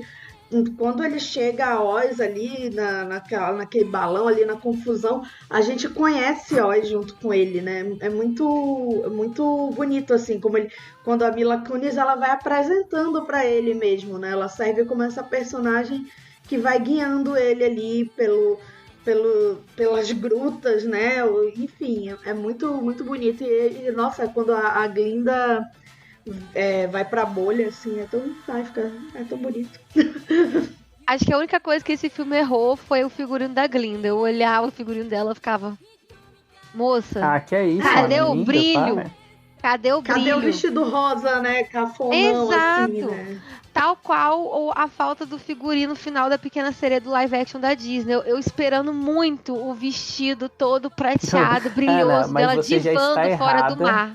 E não Você teve. já está errada de esperar qualquer coisa desse filme. Assim. Mas, e em compensação, o figurino da Rachel Weisz, né? Que diva. Sim. Não, o Rachel Maravilhosa. Weisz e a Mila Kunis são disparadas as melhores coisas assim do filme, né? Tipo, Não, e a ela se Rachel entrega Weisz, o tanto figurino assim dela pra... tá... Impecável, muito Me bonito. remete muito a Scarlett O'Hara, inclusive, o figurino dela, assim, com penas e brilhos e tal, assim. Ela é uma coisa bem diva. escandalosa, né? E é perfeito, assim, porque é uma personagem que ela vive muito de imagem, né? Tipo, no final a gente descobre que o próprio rosto dela não é o rosto dela, né? Então, tipo, essa coisa de querer aparentar ser de outro jeito, assim, acho demais. E ela tem uma coisa meio vilã de novela do Valsir Carrasco que eu adoro, sabe? Tipo, essa pessoa má porque ela é má assim. o tempo todo, assim. Mas ela também é meio covarde, sabe? Ela tem esse traço, assim, que sempre me pega. E ela tipo, só quando quer as joias de titia mesmo, né? Sim. Assim. Sim, é isso. E o final é meio, assim, enfim, os refrescos, né? Assim, que ela é meio que humilhada ali, né? E eu gosto, até o filme, elas não morrem, né? Elas vão embora porque... Imagina-se que queriam fazer continuação, ou pelo menos assim, dar uma brecha, né? Deixar como o David falou, o filme ele foi feito com muita expectativa, né? E tinha um intervalo, né? Que dava pra fazer toda a origem da Dorothy ali, né? Porque elas vão voltar, né? Tipo, Avengers vão voltar, assim. As bruxas retornarão, né? Seria melhor do que Avengers, mas enfim. Mas isso aí com certeza, né, cara? Ai, cara, mas é isso, né? Tipo, é um filme que sabe usar muito o farsesco a seu favor. Porque o Sam Raimi, ele é um diretor que sempre fez isso, né, cara? E até em coisas que, por exemplo, ele nem precisaria. Ele sempre dá esse toque, né, de exagero, assim. Por isso que eu acho que alguns filmes dele caem, né, tipo, no desgosto, assim, por pessoas burras. Tipo, Doutor Estranho 2, pessoas ou amarguradas, Arraste-me para o Inferno, sabe? Porque, tipo assim, é um exagero que as pessoas não conseguem perceber que está sendo usado de propósito, sabe? As pessoas se mordem assim porque nossa, perfeito também. Sim. Mas é porque as pessoas não conseguem perceber que a bruxa tá voando esquisito na Arraste-me para o Inferno, porque é um toque dele, sabe? Tanto que nesse, por exemplo, a Camila... Porra, vocês duas não viram Evil Dead, né, cara? Olha a falta, o crime que vocês não cometeram. Mas a bruxa voa igual os diabos de Evil Dead, assim, que claramente a pessoa tá só pendurada por um fio e levanta os bracinhos, tipo... sabe? Adoro, assim. Não vou saber, não vou lembrar. Bom... Terá que rever aí, terá mudar a sua vida. Essa referência eu tô devendo mesmo. Amigo, vou fazer um intensivão Sam Raimi. Não tem tantos filmes momento. assim, né? 3 Evil Dead, Rápido e Mortal. Rápido e Mortal eu assisti ano passado, que também é um filme muito farsesco, cara, e não foi compreendido na época, assim. Você tá vendo, o Sam Raimi é o cara da farsa, cara. As pessoas só não sabem apreciar. E é um filme quase vulgar, né? Falando de cinema vulgar, né? Olha aí. Ele debocha completamente do faroeste ali, né? Já começa colocando uma heroína, né? A Sharon Stone pra ser a heroína da parada ali. E acho que é o Gene Eu nem revi Hackman, esse né? filme, mas já é 5 estrelas só por a protagonista já Sharon Stone Sim, e ser um já filme começou estilizado. certo. E tem o Russell Crowe e o Leonardo DiCaprio chofencinhos, tá? E foi ela que botou eles lá. Ele não teria Titanic se não tivesse sido a Sharon Stone, que é ela, né? Então, de certo modo, né, obrigado Evil Dead, que Sharon foi quem Stone. lançou a carreira do Sam Raimi. Se não fosse você... Foi isso, é um efeito borboleta. Uhum. Não, e para encerrar um pouco falando sobre o Oz, né, eu queria comentar assim, um pouco essa relação que os estúdios têm e tal, e como os bons diretores realmente conseguem fazer milagres, né? Porque por mais que, por exemplo, o Oz fosse um filme da Disney já, e o Doutor Estranho também, né?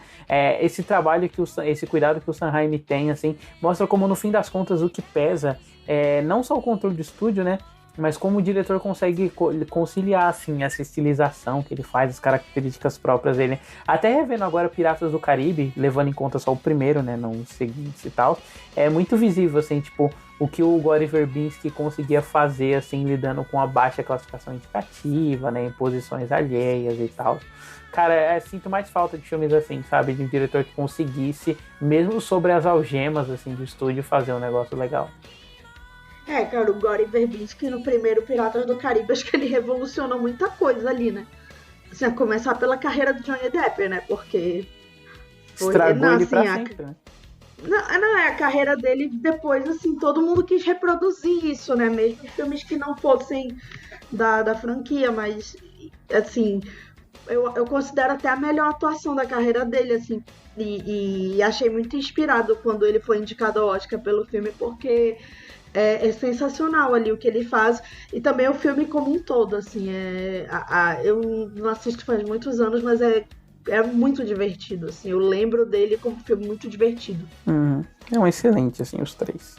Mas e vocês querem acrescentar mais alguma coisa sobre Oz, o Mágico e Poderoso? Sentaria de que é um tipo de protagonista que eu gosto, mas apesar de uns bons anos pra cá, no início dos anos 2000 pra cá, é algo que vê muito recorrente nessa questão do protagonista ter uma dualidade muito grande, ser visto ali como um anti-herói. Eu gosto de quando exploram personagens assim, bem explorados, e eu acho que é o caso do Oz, que a gente vê sempre ele meio que sempre lutando contra a maré. Ele claramente ele não queria de início, ele é bem relutante, né, em tentar ajudar as pessoas, ele tá mais sempre pensando nele mesmo, e aí com o passar do tempo que ele vai conhecendo o macaquinho, né, o Finley, a bonequinha, e depois a Glinda, aí sim ele vai, né, tentando perceber as outras características que ele tem, que ele não enxergava, e que isso que era de fato o grande diferencial dele, que faz ele ser a pessoa que ele gostaria de ser, mas que ele não achava que precisava, sabe? Eu gosto de ver essa quebra do personagem e ele brincando isso com o público o tempo inteiro, sabe? A gente acha que ele vai ajudar agora, e aí quando a gente vê, corta pra uma cena, no fundo ele ainda tá pensando nele, por isso que ele fez certa ação, e isso vai se sustentando até o último grande truque dele no final do filme. Então é muito legal que o filme consegue reservar essas surpresas brincando tanto com o protagonista, sabe? Achei um filme muito divertido por essa questão. Acho que em 2013 eu já tinha gostado dele, porque eu sou uma pessoa que sempre gosta muito de fantasia. Então, eu sempre gosto de ver essas questões que fogem bastante da realidade. Então, eu gostava muito de ver a presença do CG e de um cenário super mega colorido e brincar com algo que não faria o menor sentido no mundo real. Então, revendo, eu consegui lembrar ainda mais do porquê que eu saí do cinema, tipo, alegre. Assim, achei um filme sessão da tarde, sabe? Gostosinho de assistir. Uhum. Inclusive um hot take aí, né?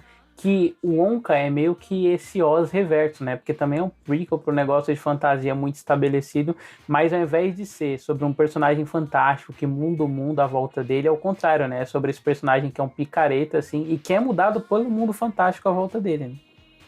Verdade. Sim, eu pensei muito no Wonka, sabia, assistindo, porque eu fiquei pensando assim, que o Paul King, acho que foi o meu primeiro contato com ele, né? Porque, enfim, eu cometi o crime de não ver Paddington, enfim. Eu nunca mais vou participar desse podcast agora. Agora é mais 6 meses de ato, né? É um amorzinho, Paddington, meu Deus. Não, eu sei, as pessoas, todo mundo fala assim, eu não sei como é que o David ainda fala comigo, mas foi o primeiro contato e a sensação que eu tive foi, cara, ele fez com o Wonka, o que todo mundo quer fazer ou tenta ou não tenta fazer com os live actions da Disney. Assim, é meio inevitável a comparação. Porque é um live action da Disney muito melhor do que todos os live actions da Disney, assim. Uhum. Inclusive o Oz faz uma piada, né, sobre o original ser um musical, né? Porque quando original, né? tipo, todo Sim. mundo da difícil, cidade lá né? tá agradecendo assim, a ele, os Munchkins vai lá e fazem um número musical. Sim. Não, o James Franco, inclusive, eu acho engraçado, né? Não sei se é por saber se que ele é maconheiro, assim, mas, cara, todo momento do filme eu tinha a impressão que ele tava chapado, sabe? Esse olhinho baixo que ele tem, o jeito que ele sorria, assim. Ele tá sempre com uma cara de deboche, né? Sim. Né? Que é perfeito pro personagem, né? No fim das contas, que ele tem esse ar exatamente. Acho que nesse caso funciona, assim. Acho que quando ele tá fazendo uma coisa, assim, mais séria, tipo Milk, por exemplo, eu não consigo comprar muito, assim, porque pra mim ele tá sempre debochando ali. Isso. Então eu quero saber as notas de vocês para Oz, o Mágico e Poderoso, né? Já vou começar dizendo que para mim ele é um 4 sólido aí, um filme gostoso, um filme divertido, assim. Tanto que eu revi ele em Cal, né? Eu ressuscitei ele por um dia no Twitter, né? Com 2 cenas que eu clipei, assim. E aí eu convenci o povo, a gente reviu em Cal, e assim, e 2 dias depois eu já revi ele de novo, assim, com outra pessoa em Cal. Ele é um filme gostoso, que você revê várias vezes e tal. Gosto bastante da direção do Sam Raimi, né? O que marca o filme. Se não fosse o Sam Raimi, seria mais um filme medíocre feito pela Disney em 2010 para captar o sucesso de Alice no País das Maravilhas, né? Seria meio que uma Malévola da vida. Por melhor ou pior que isso possa parecer. Cara, eu pensei muito em Malévola também, desse filme, porque essa coisa assim da origem da vilã, Sim. né? Assim, que é uma origem simples, mas é muito mais bem resolvida ali do que o filme todo da Malévola tentando justificar porque ela é má, né? E que ela para de ser má em 10 minutos de filme também. Sim. Exatamente. Acho que os destaques do filme são mesmo a Mila Kunis, assim, o jeito que ela é super dócil, depois o jeito que ela é super agressiva, e a risada dela de Bruxa Má é perfeita, assim, sabe? É um negócio que é tão bom quanto o original, sabe? Ou quanto marca, assim, você vê... Eu fiquei até em dúvida se não é o original remixado, mas eles não podem usar, Sim. né? Então... Cara, enfim, excelente, assim, Oz, o Mágico e Poderoso. Mas e você, Ana? O que você achou? Eu também daria 4 estrelas pra ele. Porque eu acho que dentro da proposta dele, ele consegue executar um bom papel. Acho que tudo que a gente falou aqui, até o David falando, tipo, é um filme de estúdio. E realmente é aquele filme que é feito para atingir a grande massa. Então a gente vê que certas coisas que talvez o diretor gostaria de desenvolver mais, seria algo que o próprio estúdio não deixaria. Mas mesmo assim, ele não deixa de ser um filme mega criativo, que consegue trazer todo o aspecto fantasioso que o original tem, e com personagens novos que são mega cativantes, assim. Eu sou completamente apaixonada pela bonequinha da Joey King. É uma gracinha ver a construção dela e como que o relacionamento dela com o Oz ajuda muito ele a evoluir como personagem também. Dessa questão de criar empatia e deixar o egoísmo dele de lado um pouco. Então, acho muito interessante, que nem eu falei, tipo, a forma de brincar com CG e não deixar de ser algo super fantasioso, não querer se pegar a algo mega realista. A gente tem atuações que são caricatas, mas que fazem total sentido com a proposta do filme. E que, no final das contas, é um filme que tem início, meio e fim, que diverte, que é gostoso de assistir, sabe? É um clássico filme Sessão da Tarde. Então acho que dentro do que ele tem, e junto com a direção do Sam Raimi, e também com todos esses detalhes de como transformar o filme em algo maior do que só um blockbuster que a gente assiste e depois esquece, eu acho que merece uma nota 4. Camila? Bom, vou dar 4 também. Eu tinha dado 3,5, mas eu aumentei para 4 porque eu aumentei o Return to Oz para 3,5, então, e como eu gostei mais desse, eu vou dar 4.